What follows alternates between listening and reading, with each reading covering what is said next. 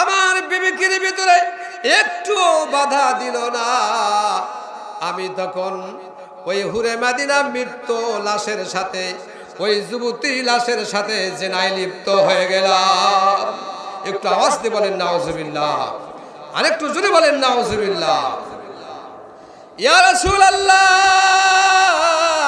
ইয়া হাবিবাল্লাহ, আমি যখন জেনাহে লিপ্ত হয়ে গেলাম, এবার যখন জেনা করতেছিলাম, আমার মাথার ভেতরে যে আওয়াজটা আসতো, আমার কলিজার ভিতরে যে খায়েশটা আসতো, এটা দূর হয়ে চলে গেল। এবার ওই মহিলার কণ্ঠ থেকে, ওই মহিলার কবর থেকে আওয়াজ এসে গেল, ও যুবক, আমি ছিলাম মদিনার হুর, আমি ছিলাম পর্দাওয়ালা মহিলা, আমি ছিলাম কোরআনের হাফেজা, আমি কাল কিয়ামতের ময়দানে আল্লাহর আদালতে তোমার নামে মামলা দায়ের করব। সেই আমার নবীর পিছনে নামাজ পড়ে, ফজরের নামাজ পড়ে বাড়িতে গেলেন। বাড়িতে যে কিছু মিষ্টি খেলেন, খেজুর খেলেন, খেয়ে তিনি আবার নবীর দরবারে আসতেছেন, মসজিদে নববীতে আসতেছেন দিন শিক্ষার জন্য, ইলম শিক্ষার জন্য, দিনের চর্চার জন্য, ইসলামের জন্য, নবীর কাছ থেকে আপন জবানে কিছু শুনবেন, এজন্য ওমর আসতেছে। কিছু দূর পথ আসার পরে দেখেন একটা চৌমাথা, 4 রাস্তার মোড় চৌমাথা। এই চৌমাথার মোড়ে সুন্দর একটা যুবক, সুন্দর একটা যুবক, ওই মদিনার যুবক। মদিনার মানুষগুলো তো আসলে সুন্দর, কথা বলেন ঠিক না বে ঠিক? এমন একজন সুন্দর যুবক ওই 4 মাথার মোড়ে সেজদায় পড়ে একেবারে অঝর ভাবে কাঁদতেছে। বলুন সুবহানাল্লাহ। 4 মাথার মোড়ে কাঁদতেছেন। ওমর ওখানে দাঁড়ায় গেলেন, কিছুক্ষণ সময় অপেক্ষা করলেন। ওই সাহাবী, ওই লোকটি এমন ভাবে কাঁদতেছে, চোখ দিয়ে পানি বেয়ে বেয়ে পড়তেছে, মাটি ভিজে গেছে। তার এত মনে ব্যথা, এত আঘাত, এত কষ্ট, মনে হলো মদিনার জমিনে তার কেউ নাই। হযরত ওমর বলেন, ও আল্লাহর বান্দা, ও যুবক, এই 4 মাথার মোড়ে কেন সেজদায় পড়ে কান্দো? কি অপরাধ তুমি করেছো? যুবক বলে, আমিরুল মুমিনিন ওমর, আমি এমন অপরাধ করেছি যে অপরাধের কোনো ক্ষমা নাই। ওমর লোকটিকে স্বাভাবিক করার জন্য অনেক রকমের হিকমত করলেন, কৌশল করলেন, কিন্তু কোনোভাবেই লোকটা কান্না থামালেন না। এক পর্যায়ে ওমর বললেন, ও আল্লাহর গোলাম, এখনো তো দিনের নবী মদিনাতে জিন্দা আছে, আমার নবী এখনো জমিনে জিন্দা, জমিনে জীবিত আছে। তুমি এমন কি অপরাধ করেছো? আমার নবী যদি তোমার পক্ষে আল্লাহর কাছে সুপারিশ করে, সুপারিশ করতে দেরি হবে, আল্লাহ পাক ক্ষমা করতে দেরি করবেন না।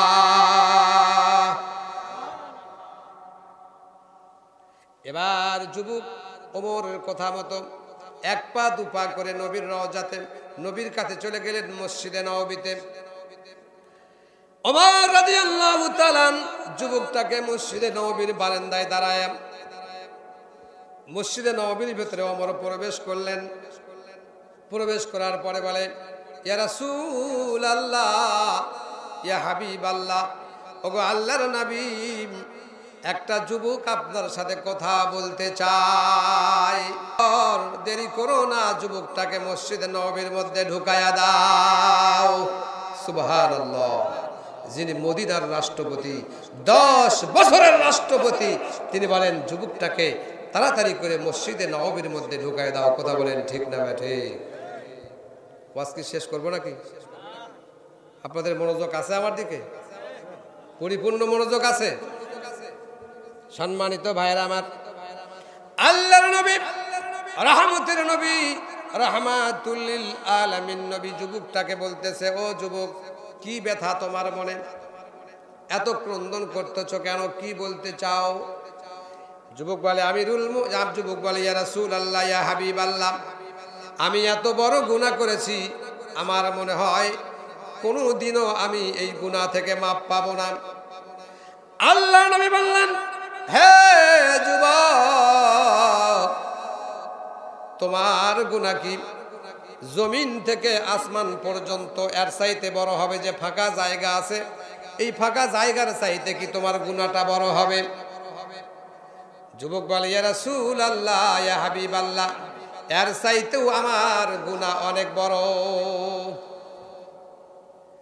আল্লাহ রাসূল বললেন, ও যুবক, তোমার গুনাহ কি 7 তবক আসমান জমিনের সমান হবে? যুবক বলে, ইয়া রাসূলুল্লাহ, ইয়া হাবিবাল্লাহ, আমার গুনাহ বুঝি তার চাইতেও বড় হয়। আল্লাহ পাকের নবী বললেন, ও যুবক, তোমার গুনাহ কি 8টা জান্নাতের সমান হবে? যুবক বলে, ইয়া রাসূলুল্লাহ, ইয়া হাবিবাল্লাহ, আমার অন্তর সাক্ষ্য দেয় আমার গুনাহ জানি তার চাইতেও বড় হয়ে যায়। আল্লাহ পাকের নবী বলেন, ও যুবক, 7টি জাহান্নামের চাইতে কি তোমার গুনাহ বড় হবে?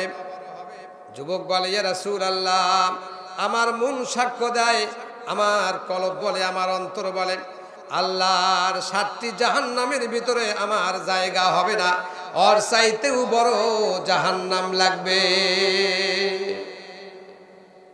কি গুনাহ করেছে যুবক?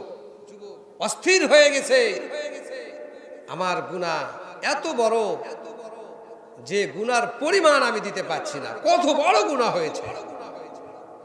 আল্লাহ পাকের নবী বললেন, ও যুবক, আল্লাহ পাকের আরশে আজিম পরিমাণ কি তুমি গুনাহ করেছো? লৌহ মাহফুজ পর্যন্ত, আল্লাহ পাকের আরশে আজিম পর্যন্ত কি গুনাহ করেছো? যুবক বলে, এর চাইতে বড় গুনাহ হবে। এবার রাসূল বললেন, যেটাই বলি তার চাইতে বড় হয়। এবার রাসূল বললেন, যুবক রে, এমন কি গুনাহ করেছো? তুমি কি মানুষ হত্যা করেছো? মানুষ হত্যা হয়নি সমাজে? সমাজে হয় না? হয় না? যুবক বলে, ইয়া রাসূলুল্লাহ, মানুষ হত্যা করি নাই। কয়, তাহলে তোমার কিসের টেনশন? ও যুবক, তুমি কি শিরক করেছো? বলে, না, শিরকও করি নাই। আল্লাহ পাকের নবী বলেন, তুমি কবিরা গুনাহ করো নাই, শিরকও করো নাই, তাহলে তোমার কিসের চিন্তা, কিসের ভয়? আল্লাহ পাক তোমাকে ক্ষমা করে দিবেন। কুল ইয়া ইবাদিয়াল্লাযীনা আসরাফু লা তাকনাতু মির রাহমাতিল্লাহ ইন্নাল্লাহা ইয়াগফিরুয যুনুবা জামিআ ইন্নাহু হুয়াল গফুরুর রহিম। ও যুবক, নিরাশ হওয়ার কোনো কারণ নাই। কি গুনাহ করেছো আমাকে বলো? এমন কি গুনাহ করেছো? মানুষ হত্যা করো নাই। মানুষ হত্যা যদি তুমি না করো তাহলে গুনাহ আল্লাহ পাক মাফ করে দেবেন।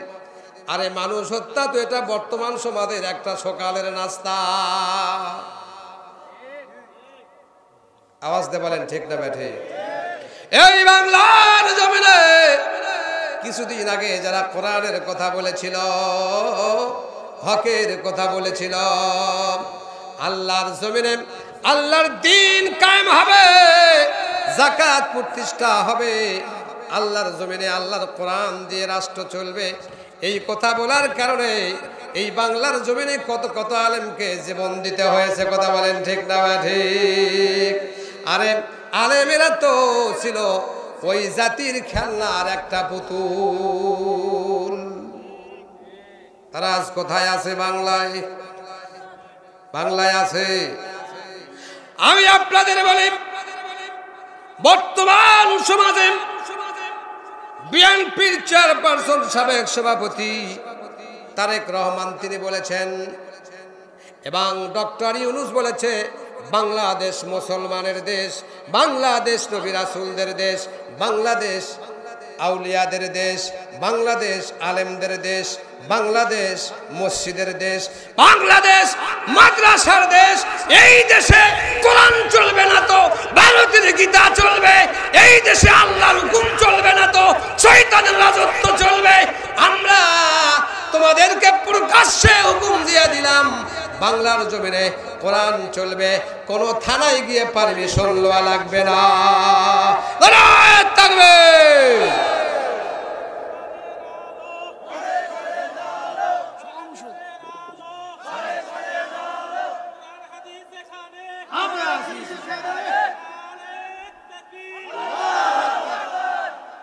সম্মানিত ভাইরা, তাদেরকে বর্তমান তফসির দানার একটা দানাও খুঁজে পাওয়া যাচ্ছে না। কথা বলেন ঠিক না ঠিক?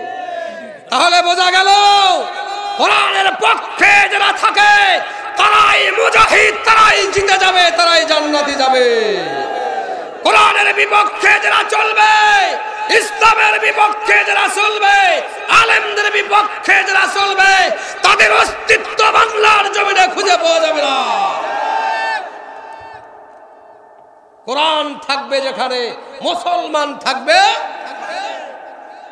আমার ভাইরা, যুবক বললেন, ইয়া রাসূলুল্লাহ, ইয়া হাবিবাল্লাহ, এত বড় গুনাহ করেছি, আমার বুঝি মাপ নাই? বললেন, তুমি মানুষ যখন হত্যা করো নাই, কোনো ভয় নাই, আল্লাহর সাথে কাউকে শরীক করো নাই, কোনো টেনশন নাই, তুমি কি করেছো এবার বলো? তোমাকে যত সুযোগ দিলাম তুমি বললে এর চাইতেও আমার গুনাহ বড় হবে। ও যুবক, এবার তুমি বলো কি গুনাহ তুমি করেছো? বলুন সুবহানাল্লাহ। আরেকটু আওয়াজ দিয়ে বলেন সুবহানাল্লাহ। এই গুনাহের কথা আমরা সবাই জানতে চাই কি চাই না? দেখা যাক তো এই গুনাহ আমাদের ভেতরে আছে কিনা। যুবক দুটা চোখের পানি ছেড়ে দিয়ে বলে, ইয়া রাসূলুল্লাহ, ইয়া হাবিবাল্লাহ, আমি বড় গরিব, আমার কয়েকটা সন্তান, আমার স্ত্রী, আমি রোজগার করতে পারি না, আমার অতি কষ্টে দিন চলে, সন্তানেরা একদিন দুদিন অনাহারে চলে। ইয়া রাসূলুল্লাহ, ইয়া হাবিবাল্লাহ,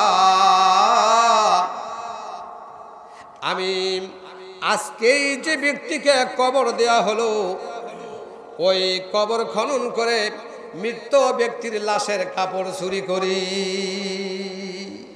একটু আওয়াজ দিয়ে বলেন নাউজুবিল্লাহ। আরেকটু জোরে বলেন নাউজুবিল্লাহ। আজকেই যে লোকটার কবর দেয়া হলো, সাদা কাপড়ের কাপড়, এই কাপড় আমি কবর খনন করে চুরি করে বাজারে বিক্রি করি, সেই টাকা দিয়ে সংসার চালাই। একটু আওয়াজ দিয়ে বলেন নাউজুবিল্লাহ। মানুষ যত গুনাহ আমরা করেছি, তাই বলে এমন লোক এখানে নাই যে কবর খুঁড়ে কাপড়ের কাপড় কেউ চুরি করেছেন। কি বলেন ঠিক না ঠিক? কাপড়ের কাপড় চুরি করে নাই, কিন্তু ধনী লোকেরা, মন্ত্রীরা গরিবের কম্বল চুরি করে কোটি কোটি টাকা তারা হাতিয়ে নিয়েছে। কথা বলেন ঠিক না ঠিক?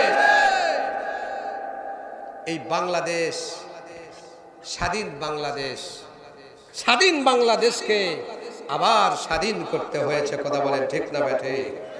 30 লক্ষ মানুষ এদেশ স্বাধীন করেছে রক্তের বিনিময়ে। 30 লক্ষ মানুষ রক্তের সাগর বহিয়ে দিয়ে বাংলাকে স্বাধীন করেছে। এই সেই স্বাধীন বাংলাকে আবার 6 থেকে 7 লক্ষ ছাত্ররা, ইসলামের পক্ষে যারা থাকে এমন আলেমেরা আবার বাংলা জমিনে জীবন দিয়ে, রক্ত দিয়ে আবার তারা দেশকে স্বাধীন করেছে। কথা বলেন ঠিক না ঠিক? না জানি আমাদের জীবনে আর কতবার স্বাধীন করতে হয়। আমার কলিজার টুকরা ভাইরা, এই লোকটা কি চুরি করেছে বলেন? সবাই বলেন কি চুরি করেছে? কাপড়ের কাপড় চুরি করেছে।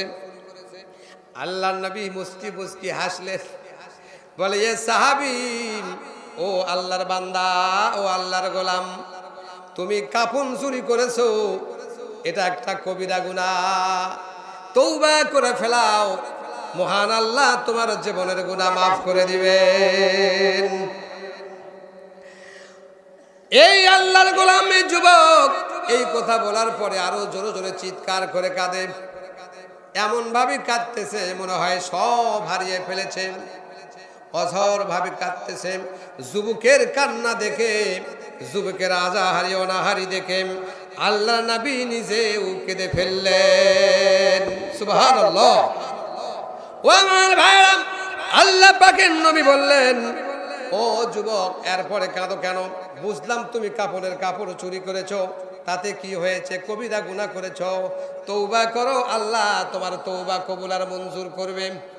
যুবক এবার বলে, ওগো আল্লাহর নবী, এবার যদি আমি গুনাহের কথাটা বলি, এবার যদি আমার কর্মের কথা বলি, তাহলে আপনি এই মসজিদের রবি থেকে আমাকে ঘাড় ধরে বের করে দিবেন। আল্লাহ পাকের নবী বললেন, ও যুবক বলো কি গুনাহ করেছো বলো। কাপড়ের কাপড় চুরি করেছো, আর কি করেছো? এবার যুবক বলে, ইয়া রাসূলুল্লাহ, ইয়া হাবিবাল্লাহ, এই মদিনার জমিনে একটা সাহাবীর একটা কন্যা সন্তান ছিল, এই কন্যা সন্তানের নাম হুরে মদিনা। মদিনার হুর, মদিনার হুর। এই মহিলা সাহাবীর সন্তান, এমন যুবতী নারী, কোরআনের হাফেজা ছিল, পর্দায় থাকতো। পৃথিবীর কোনো মানুষ, কোনো যুবক, কোনো কেউ, কোনো ব্যক্তি ওই মহিলার চেহারা কোনোদিন দেখতে পায় নাই। আওয়াজ দিয়ে বলেন সুবহানাল্লাহ। ইয়া রাসূলুল্লাহ, ওগো আল্লাহর নবী, ওগো রাহমাতুল লিল আলামিন নবী, ওই যুবতী মহিলা যখন ইন্তিকাল করলো, তাকে যখন কবরস্থ করা হলো, আমি গভীর রাত্রিতে ওই কবরের সমস্ত খাড়ালগুলি, মাটিগুলি তুলে সরে ফেললাম। তুলে সরে ফেলার পরে আমি যখন তার পাঁচটা কাপড় যখন চুরি করে নিয়ে উপরে উঠতেছিলাম, আমার অন্তরের ভিতরে, আমার মাথার ভিতরে একটা আওয়াজ এসে যায়, বারবার আওয়াজটা আছে, বলে, ও যুবক, যার কাপড় তুমি চুরি করলে, যে মহিলার কাপড় তুমি চুরি করলে, এই মহিলাটা হলো এই মদিনাতে হুরে মদিনা। বলুন সুবহানাল্লাহ।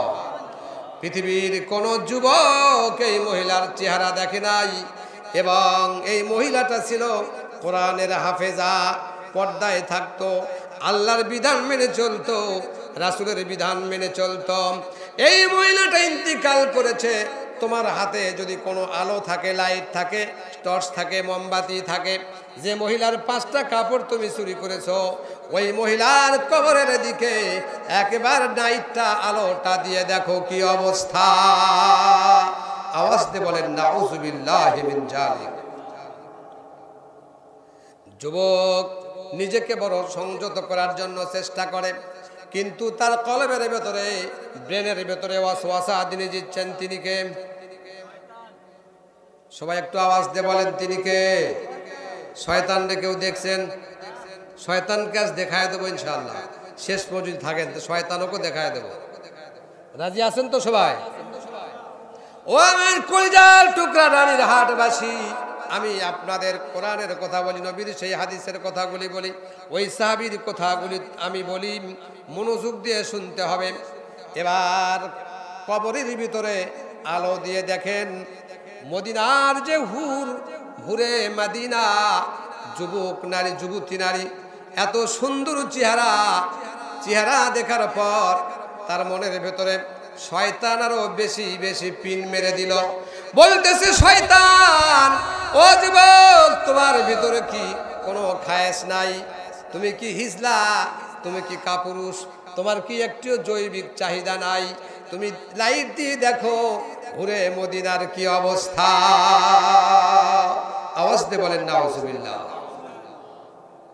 এবার শয়তান যখন আমার মাথার ভেতরে বেশি বেশি করে পাম দিতে থাকলো, ক্লিক দিতে থাকলো, মিস কল মারতে থাকলো, আমি এবার কোনো কিছু দিকে না তাকায়া দিশাহারা হয়ে গেলাম। ইয়া রাসূলুল্লাহ, আমার অন্তরের মধ্যে কুখায় চলে আসলো, আমার বিবেকের ভিতরে একটু বাধা দিল না। আমি তখন ওই হুরে মাদিনা মৃত্যু লাশের সাথে, ওই যুবতী লাশের সাথে জেনায় লিপ্ত হয়ে গেলাম।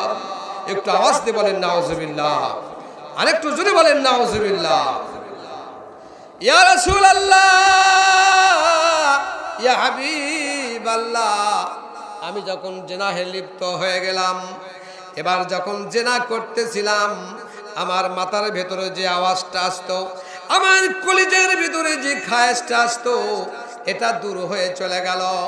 এবার ওই মহিলার কণ্ঠ থেকে, ওই মহিলার কবর থেকে আওয়াজ এসে গেল, ও যুবক, আমি ছিলাম মদিনার হুর, আমি ছিলাম পর্দাওয়ালা মহিলা, আমি ছিলাম কোরআনের হাফেজা, আমি কাল কিয়ামতের ময়দানে আল্লাহর আদালতে তোমার নামে মামলা দায়ের করব।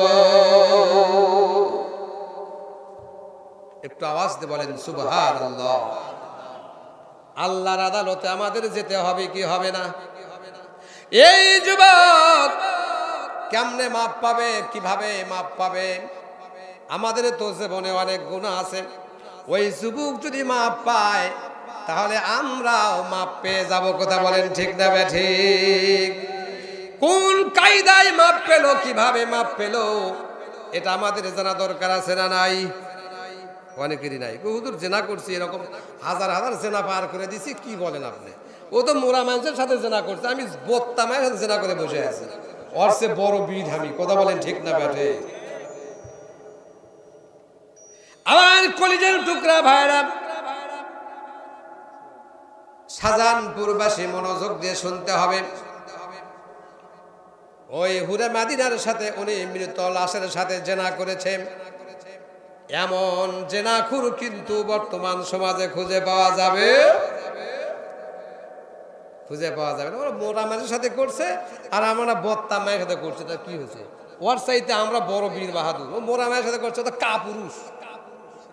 কথা বলেন ঠিক না ব্যাঠে? শত শত জেনা, হাটে জেনা, বাজারে জেনা, বাড়িতে জেনা, হোটেলে জেনা। জেনা করতে করতে যুবকের কাম সারা। বিয়ে করার পরে বউ বলে ওর ভাত খাওয়া যাবে না। যুবতী এবার বউ যে তার ভাবিকে বলে, চাচিকে বলে, খালাকে বলে, ও খালা, এমন যুবক দেখেছো, টসটসা যুবক, সারের মতো যুবক, কিন্তু তার ভেতরে কোনো ব্যাটারি নাই। কথা বলেন ঠিক না ঠিক? যুবক আগে কাম সেরে ব্যাটারি ফিউজ, ওদিকে যাই না। আলোচনা করতে হবে, অনেক আলোচনা বাকি। আমার কলিজার টুকরা ভাইরা, নবী যখন এই কথাটা শুনলো, নবীর চোখ দিয়ে দর দর করে পানি পড়তেছে। আরে মনে করেছিলাম কাপন চোরা, এবার দেখি শুধু কাপন চোরা নয়, মৃত্যু মানুষের সাথে জেনা করেছে। এ বড় বাটপার, এ বড় খারাপ। এর জায়গা আল্লাহর জমিনে আল্লাহ কেমনে রেখেছে নিজেও জানা নাই। বলুন সুবহানাল্লাহ। আমার নবী বললেন, ও যুবক, তুমি যে অপরাধের কথা বলো, এমন অপরাধ ক্ষমা হবে কি হবে না কারোই জানা নাই। আমি নবী পর্যন্ত এর ক্ষমা কেমনে হবে জানা নাই। দূর হয়ে যাও, দূর হয়ে যাও, মসজিদে নবী থেকে বের হয়ে যাও। আল্লাহ তোমাকে ক্ষমা করবে কি করবে না আমার জানা নাই। জলদি করে তুমি দূর হয়ে যাও, মসজিদে নবী থেকে বের হয়ে যাও। আওয়াজ দিয়ে বলেন নাউজুবিল্লাহ। যুবকের কপালটা পুড়ে গেল না ভালো হলো? কপাল পুড়ে গেল। যুবক অন্তরের ভিতরে আল্লাহর ভয় এসেছে, আল্লাহকে বড় ভয় করতেছে। কবরের মধ্যে আওয়াজ শুনেছে, আল্লাহর আদালতে তোমার বিরুদ্ধে মামলা দায়ের হবে। কলিজার টুকরা ভাইরা, এবার বিশ্ব নবী যখন তাকে তার দরবার থেকে বের করে দিলেন, যুবকটা কোথাও গেলেন না, বাড়িতে গেলেন না, হাটে গেলেন না, বাজারে গেলেন না, এমন নির্জন একটা জঙ্গলের ভিতরে চলে গেলেন। সেখানে গিয়ে সেজদায় পড়ে আল্লাহর কাছে কান্দে, লা হাওলা ওয়ালা কুওয়াতা ইল্লা বিল্লাহিল আলিয়্যিল আযীম আস্তাগফিরুল্লাহাল্লাযী লা ইলাহা ইল্লা হুয়াল হাইয়ুল কাইয়্যুম ওয়া আতুবু ইলাইহি। আওয়াজ দিয়ে বলেন আল্লাহু আকবার। যুবক গভীর জঙ্গলের ভিতরে সিজদায় পড়ে আছে। বিবির কথা ভাবলেন না, সন্তানের কথা ভাবলেন না, সকল চিন্তা বাদ দিয়ে আল্লাহর কাছে কেমনে ক্ষমা পাবে, আল্লাহর জান্নাত কেমনে পাবে, সেজন্য পাগল হয়ে গেল। আমার ভাইরা, এইরকম জেনাখোর মানুষ আমাদের সমাজে আছে না নাই? এই জেনার চাইতেও মারাত্মক অপরাধ, এটা আমাদের জানা দরকার। আল্লাহ নবী মুসা পয়গম্বর এর কাছে এক মহিলা আসলো, পেটে বাচ্চা, জেনা করার পরে পেটে বাচ্চা এসেছে। ওই মহিলা মুসা নবীর কাছে গিয়ে বলে, ওগো আল্লাহর নবী মুসা, আমি জেনা করার কারণে আমার পেটের মধ্যে বাচ্চা এসেছে, এখন কি করা যায়? মুসা বললেন, ও যুবতী, ও খারাপ মহিলা, তুমি তো জেনা করেছো, কিন্তু তোমার পেটের ভিতরে যে সন্তান, ওই সন্তান কিন্তু জেনার ভাগদার নয়।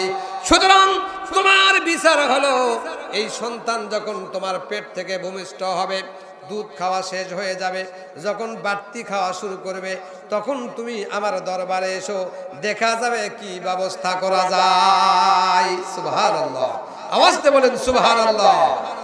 আমার কলিজার টুকরা ভাইরা, ওই মহিলা কিছুদিন পরে বাচ্চা প্রসব করলো, পেটে থেকে বাচ্চা বাহির হয়ে গেল। 1 মাস 2 মাস 3 মাস। মহিলা বলে, আহারে, এখন যদি আমি তওবা ছাড়া মারা যাই, এখন যদি আমার মৃত্যু হয়ে যায়, তাহলে আল্লাহর জাহান্নাম ছাড়া আমার কোনো গতি নাই।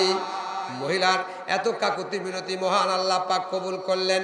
কিছুদিন পরে তার সন্তান রুটি খাওয়া ধরলেন। এবার ওই নবীর কাছে এসে বললেন, ইয়া রাসূলুল্লাহ, ওগো মুসা পয়গম্বর, আমার সন্তান কিছু খাচ্ছে, কিছু খায়।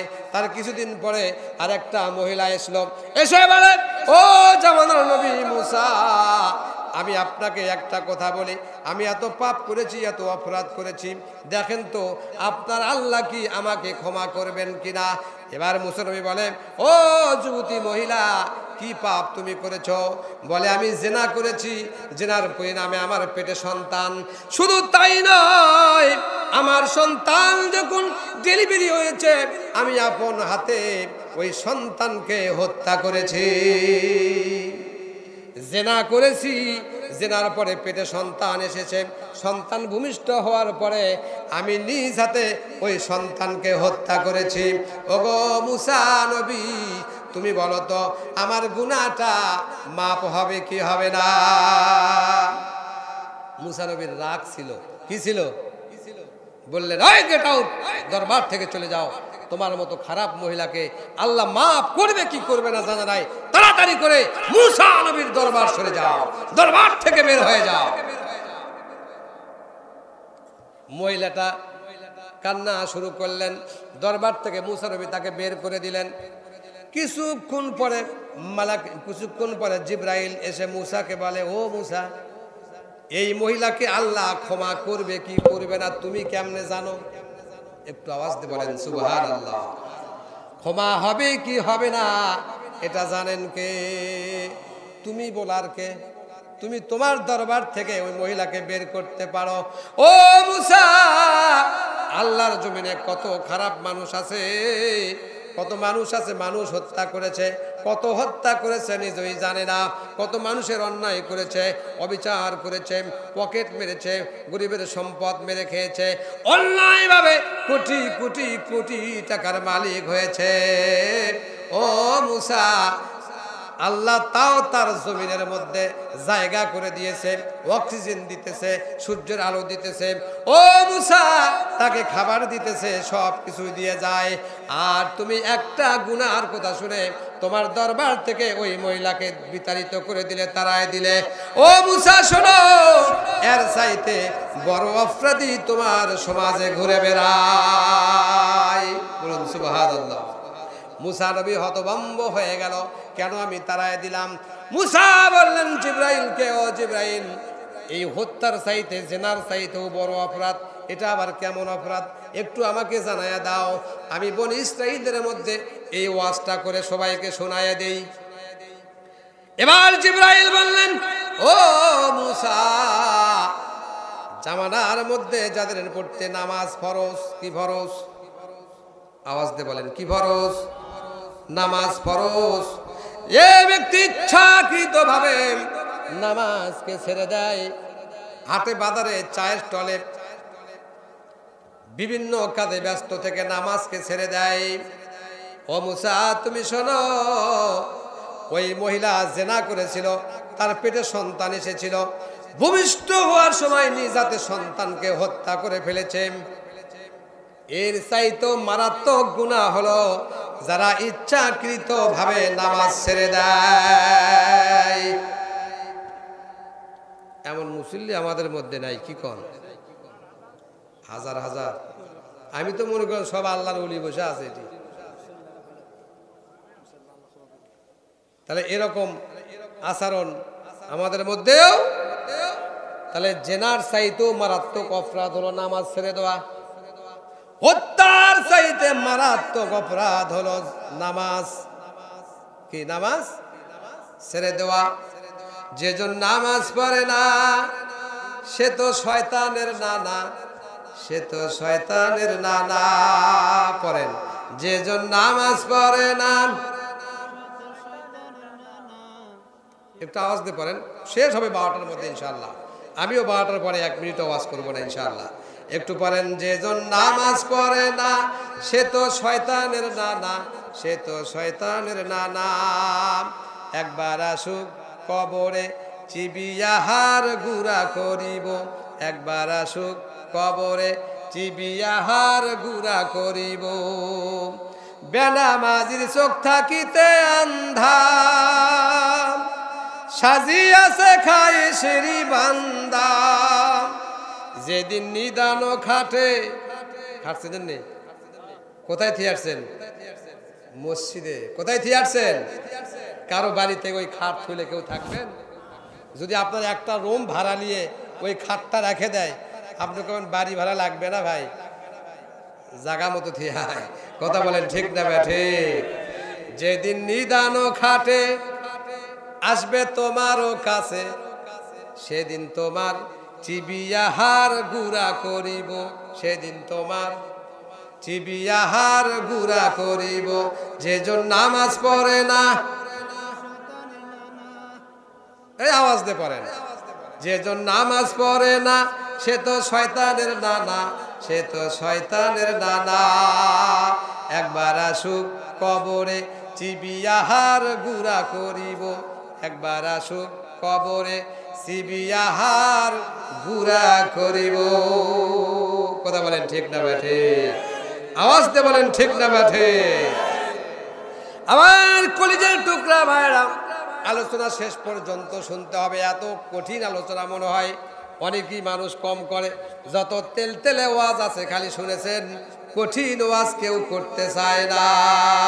কথা বলেন ঠিক না বেঠে? হুজুর আসে কয়েকটা গান কবি,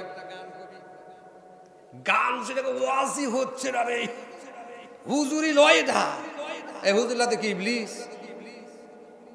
মানে গান করছে, তোমাকে চাই শুধু তোমাকে চাই, আর কিছু জীবনে পাইবা না ভাই। আছে না নাই? এ খালি তোমাকেই চাই, আগলে কি করবো? ঘর বাঁধিব, ঘরের বাটাম বানাবো আগ দিয়া। ওয়াজ করতেছে, তোমাকে চাই শুধু তোমাকেই চাই, আর কি পাইবা না ভাই। যুবক ভাইরা খুব খুশি হয়ে গেছে। কি এই যুবক ভাইরা খুশি হয়েছে কিনা বলো?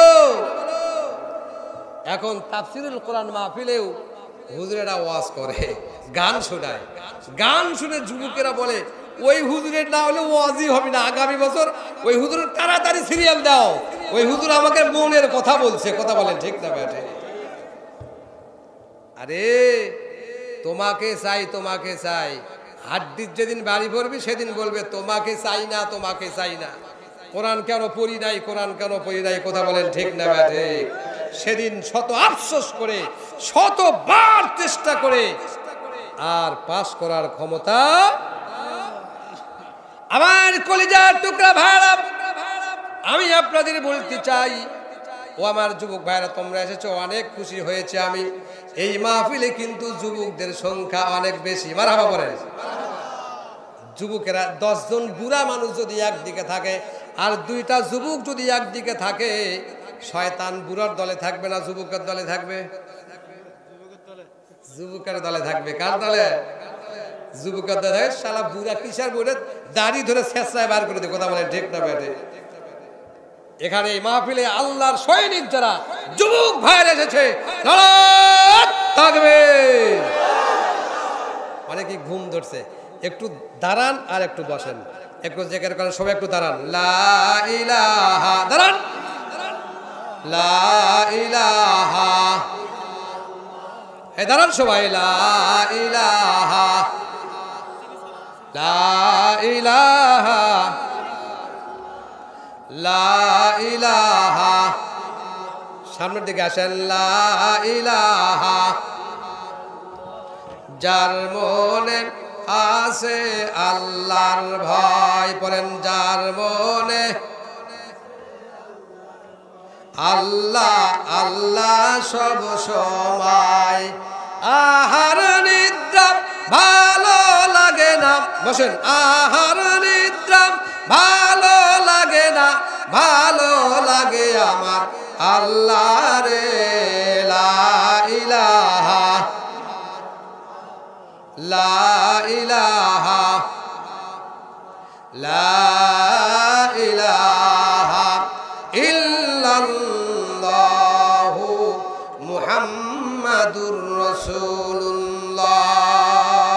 আওয়াজ দিয়ে পড়েন সাল্লাল্লাহু। অনেকেই সুযোগে সদ্ব্যবহার করলেন, আপনারা দেখছেন তো।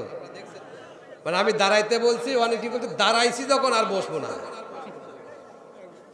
এই সুযোগে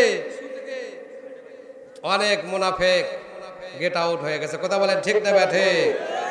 রাত যত গভীর হয় আল্লাহ তত কি করে, নিকটবর্তী হয়ে যায়, প্রথম আসমানে চলে যায়। সুযোগে সদ্ব্যবহার করে আমাকে ফাঁকি দিলেন, আপনাদেরকে ফাঁকি দিয়েছে। কাকে ফাঁকি দিল? নিজেকেই ফাঁকি দিয়ে চলে গেল। আমি আপনাদের সামনে বলতেছিলাম, কোন যুবক ভাই যদি ম্যাট্রিক পরীক্ষায় ফেল করেন, বলেন তো আবার ম্যাট্রিক পরীক্ষা দেওয়ার সুযোগ আছে না নাই? কোনো ভাই যদি এমএ পরীক্ষায় ফেল করেন 1 সাবজেক্টে বা 2 সাবজেক্টে, আপনারা বলেন তো ওই যুবককে আবার পরীক্ষায় দেওয়ার সুযোগ দেওয়া হয় কি হয় না? কিন্তু আমার ভাইরা, কলিজার টুকরা বাপজানেরা, ইসলাম প্রেমিক, নবী প্রেমিক ভাইরা, ভালো করে শোনেন। কিয়ামতের ফয়সালায় যদি আপনি একবার ফেল করেন, আপনি বলেন তো দ্বিতীয়বার কোন সুযোগের ব্যবস্থা আছে? যারা চুপ করে আছেন তাদের আছে কি গণ? সকলেই বলি কোন সুযোগ আছে? ও আমার কলিজার টুকরা ভাইরা, মনোযোগ দিয়ে শোনেন।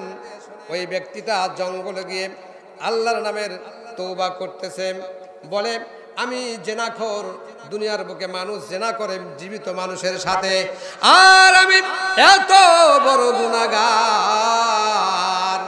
রাহমাতুল লিল আলামিন নবী আমাকে পরামর্শ দিয়ে আমার জীবনের গুনাহকে মাফ করতে পারছে না। আমার মতো অধম, আমার মতো পাপী মনে হয় আল্লাহর জগতে আর একটাও নাই। বলুন সুবহানাল্লাহ। যুবক সেজদায় পড়ে আল্লাহর কাছে কাঁদতেছে, গভীর জঙ্গলে, গভীর জঙ্গলে।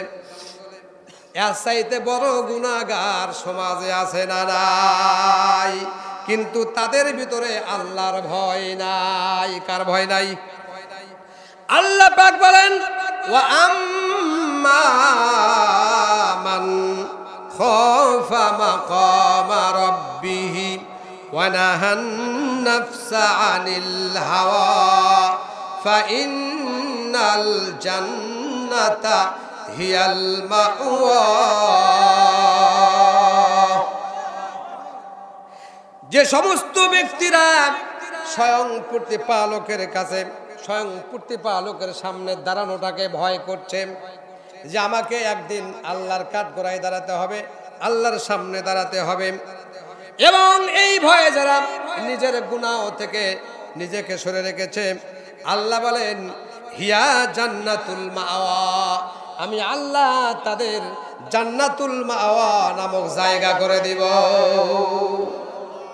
কি নামক জান্নাত? জান্নাতুল মাওয়া।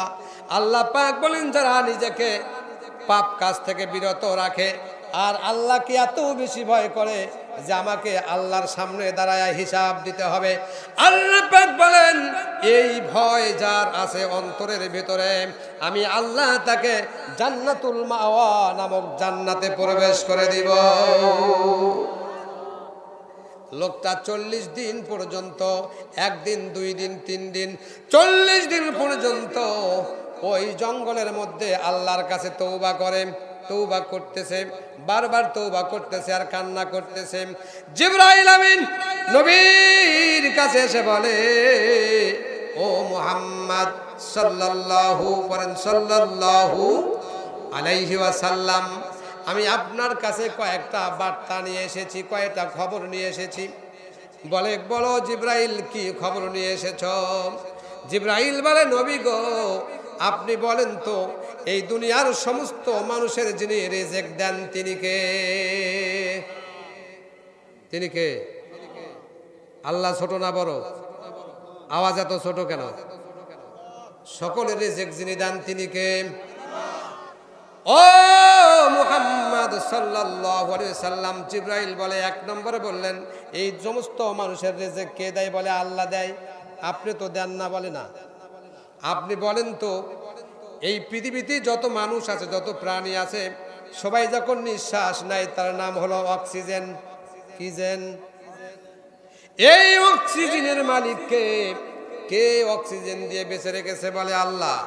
নবী বলেন জিবরাইল গো, ও জিবরাইল আল্লাহ এই অক্সিজেন দেন।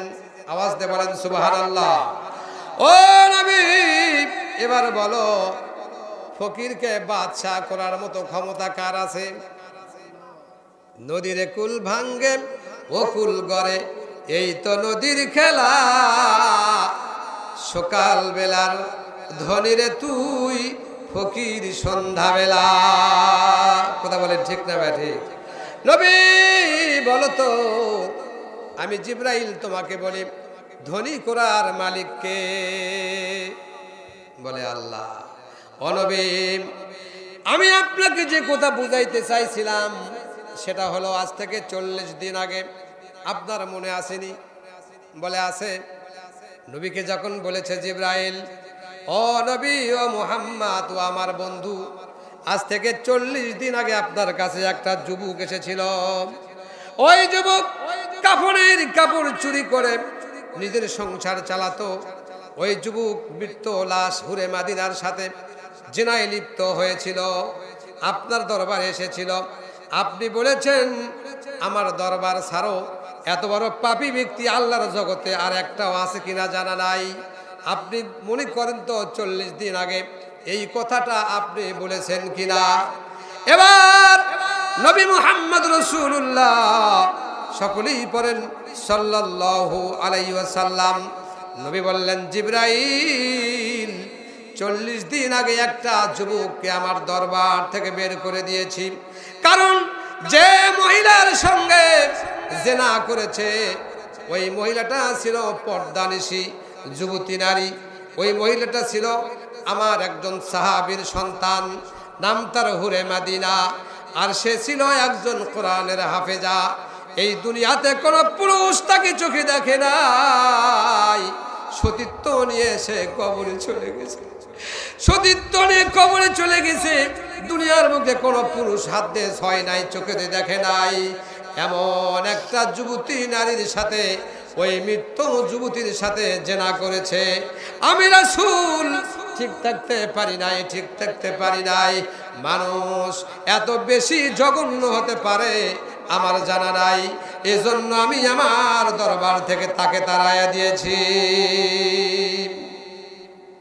আল্লাহ পাকের নবীর কাছে জিবরাইল আলাইহিস সালাতু ওয়াস সালাম আয়াত নিয়ে আসলো ওয়াল্লাযীনা ইয়াকুলুনা রাব্বানা আসরিফ আন্না আযাবা জাহান্নাম ইন্না আযাবাহা কানা গরামা। জিবরাইল আয়াত নিয়ে আসলেন, আয়াত নিয়ে এসে বললেন ওয়াল্লাযীনা ইয়াকুলুনা রব্বানা আসরিফ আন্না আযাবা জাহান্নাম। ও নবী, ও আমার বন্ধু, ও আল্লাহর হাবিব, গুনাহ যত বড় হোক না কেন, গুনাহ যদি আসমান থেকে জমিন পর্যন্ত হয়ে যায়, আমার আল্লাহর রহমত তার চাইতে কোটি কোটি গুণ বড়। একটু আওয়াজ দিয়ে বলেন সুবহানাল্লাহ। আমার কলিজার টুকরা ভাইরা, গুনাহ যদি 7 তবক আসমান জমিনের সমান হয়, আমার আল্লাহ বলেন আমার রহমত, আমার দয়া ওই 7 তবক আসমান জমিনের চাইতে, আমার দয়া তার চাইতেও কোটি কোটি গুণ বড়। বলুন সুবহানাল্লাহ। জিবরাইল বললেন কুল ইয়া ইবাদিয়াল্লাযীনা আসরাফু আলা আনফুসিহিম লা তাকনাতু মির রাহমাতিল্লাহ ইন্নাল্লাহা ইয়াগফিরুয যুনুবা জামিআ ইন্নাহু হুয়াল গফুরুর রহিম।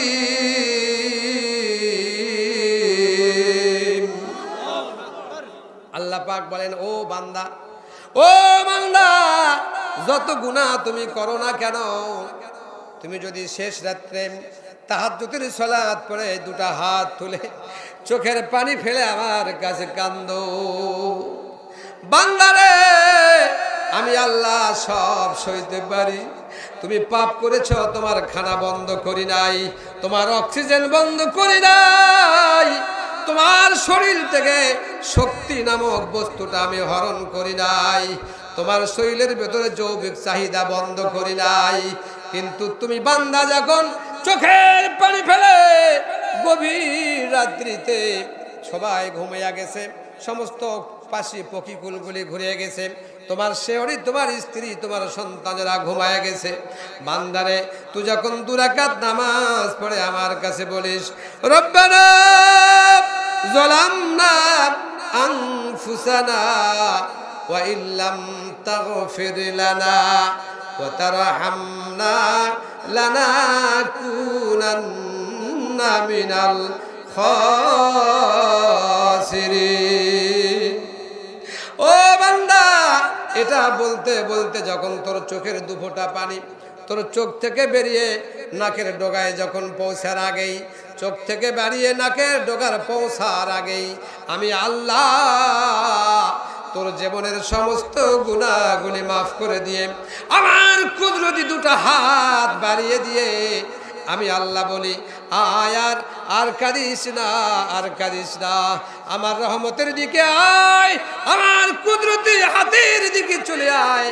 আমি আল্লাহ আমার কুদরতি হাত দিয়া তোর 2 ফোঁটা চোখের পানি মুছিয়ে দিলাম, আর তোর জিন্দেগির সমস্ত গুনাহগুলি মাফ করে দিয়ে আমি আল্লাহ জাহান্নামের আগুনকে হারাম করে দিয়ে আমি আল্লাহ তোকে জান্নাতের মেহমান বানায় দিলাম। তাহলে আজকে আমরা যারা এসেছি, এখানে কত মানুষ এই গভীর রাত্রে, রাত প্রায় 12টা, কত মানুষ এখানে এসে আমরা 2 ফোঁটা চোখের পানি ছেড়ে দিয়ে আল্লাহর কাছে কাঁদলাম, আল্লাহ তুমি আমাদের প্রত্যেকের তওবাগুলি কবুল আর মঞ্জুর করে নাও। ও আল্লাহ, জীবনে কত গুনাহ করেছি হিসাব দিতে পারবো না, বেহিসাব গুনাহ করেছি, হিসাব দিয়ে জান্নাত পাবো না। আজকে আমরা এই চকপদ্মগাড়ি ঢেলগাড়ি জামি মসজিদের প্রাঙ্গণে আমি গুনাহগার আব্দুল্লাহিল কাফি জিহাদির ওয়াজ শুনে, কোরআন শুনে, হাদিস শুনে যারা 2 ফোঁটা চোখের পানি ছেড়ে দিয়ে আল্লাহকে বললেন আল্লাহ জীবনের সমস্ত গুনাহগুলো তুমি মাফ করে দাও। জাহান্নামে যেতে পারবো না, আগুনে পুড়তে পারবো না। আল্লাহ বলেন আজকের দিনের চোখের পানির ফোঁটা বিফলে যাবে না।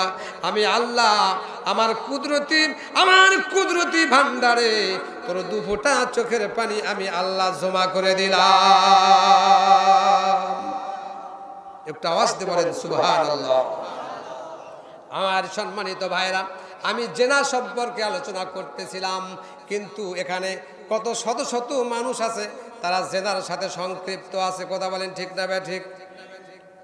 এখন চিন্তা করবেন হুজুর আমি জেনা করছি, আপনি কতদিন দেখছেন? আছে না নাই? এমন লোক এখানে এরকম ধরনের চিন্তা ফেকের অনেকেই করতেছে, আমি জেনা করছি কতদিন হুজুর, আপনি কথা করছেন, আমাকে গাল দিয়ে যাচ্ছেন। আমি যদি আপনাদেরকে বলি, আপনারা বলেন তো এনজিওর সাথে কারা কারা সম্পৃক্ত আছেন? যদি বলি হাত তোলেন, বিপদে পড়ে যাবো আমি। কথা বলেন ঠিক না বেটে? ও আমার ভাইরা, ও আমার কলিজার টুকরা ভাইরা, আল্লাহ রাব্বুল আলামিন কোরআনুল কারীমের মধ্যে বলেন আল্লাহ পাক ব্যবসাকে করেছেন হালাল আর সুদকে করেছেন হারাম। কি করেছেন? হারাম।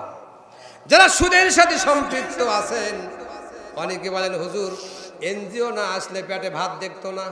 আছে না নাই? ও হুজুর বেরাক যদি না আসতো তাহলে আমার খেরি ঘর জীবনে টিনের ঘর হতো না। বুঝে নিতে হবে, রাস্তা নষ্ট করেছে ট্রাক আর সমাজ নষ্ট করেছে বেরাক। কথা বলেন ঠিক না বেঠে? স্বামীর কথা শুনবো না, খেরি ঘরে থাকবো না, সাহেবের কথা শুনবো, সালাম কালাম করব, ঘরে জায়গা দেব, কিস্তি নিতে যত করা লাগে তাও করে দিব। কথা বলেন ঠিক না বেঠে? ওয়াজ বোধহয় আপনাদের বিপক্ষে গেল, সবাই তো চুপ করে থাকলেন। এই ওয়াজটা হুজুর এতক্ষণ ভালোই লাগছিল, আপনার কথা তিতে লাগবে। আরে অনেক মসজিদের ইমাম সাহেবও আছে সুদের টাকা নিয়ে ব্যবসা করছে, আছে না নাই? এখানে যদি বলি কতজন ব্র্যাক আর এনজিও, যত এনজিও আছে কার সাথে কারা জড়িত নাই, একটা হাতও উঠবে না। যদি আপনি কিছুই নিয়ে না থাকেন, সিসি লোন নিয়েছেন, ব্যবসা করছেন, সুদের টাকায় ব্যবসা করছেন। আল্লাহ পাকের নবী বলেছেন, সহিহ বুখারী মুসলিমের হাদিস, সুদের ৭০ সর্বনিম্ন ৭০ থেকে ৭২টা গুনাহ হয়। সেই গুনার যে সবচাইতে ছোট ভাই, সবচাইতে যে ছোট, সেই গুনার নাম হলো যে মা আপনাকে জন্ম দিয়েছে, যে মা আপনাকে 10 মাস 10 দিন পেট ধারণ করেছে, যে মা আপনাকে দুধ পান করাইছে, যে মা আপনাকে মাঘের শীতের মধ্যে আপনি প্রসব করেছেন, পায়খানা করে দিয়েছেন, যে মা আপনাকে বুকের উপর করে নিদ্রা দিয়ে আপনাকে বড় করেছেন, সেই মায়ের সঙ্গে আপনি জিনা করছেন। আওয়াজতে বলেন নাউজুবিল্লাহি মিন জালিক। আছে না নাই? সুদের টাকা লওয়া যাবে তো? কি কর হুজুর আপনি যে ওয়াজ করলেন যত বড় গুনাহ হোক সর্বশেষে আমি তওবা করে আল্লাহর কাছে মাপ দিয়ে জান্নাতে চলে যাব। এরকম অনেক টেনশন। হুজুর আজকে যে ওয়াজ করছে তাতে জান্নাত ঠেকায় কেনা? আরে জান্নাত কে ঠেকাবে? হুজুর যে ওয়াজ কোরআনের দলিল দিয়ে বলছে, হাদিস দিয়ে বলেছে জান্নাতে যাবো, জাহান্নামে যাব। সম্মানিত ভাইরা আমার, সময় থাকতে সময়ের সৎ ব্যবহার করতে হবে। কথা বলেন ঠিক না বেঠে?